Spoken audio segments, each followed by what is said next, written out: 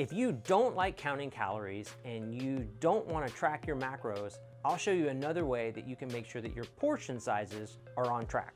And the beauty of this is you get to use your hands, and chances are you're taking your hand with you anywhere you go, so it makes it pretty relevant. But what you're gonna do is for protein, you're gonna make sure that you're using a palm size of protein. So for women, typically for a given meal, you're gonna use 1 palm size portion of protein, and for men, you would use 2. For veggies and fruits, at every meal, ideally 3 servings a day, you're gonna go with at least a fist size of veggies and fruits. So women, you're using 1 fist, men, you're using 2 fists. For fats, you're using a thumb size portion. And by the way, this is the most criminal thing ever put on a food label, is the fact that that's a serving size of peanut butter. I love peanut butter so bad. But anyway, a thumb is your serving size for fats. And then men would get 2, women would get 1.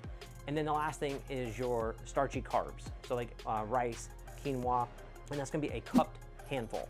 And so women would have 1 cupped handful, men would have 2. And so that allows you to kind of gauge your portions. The size of your hand is relative to the size of your body. So if you're still hungry, you're gonna have to find a way to grow your hands, and I haven't figured that out yet. If you don't wanna count your calories, if you don't wanna track your macros, you can still use your hands and make sure that your portion sizes are still relevant for you.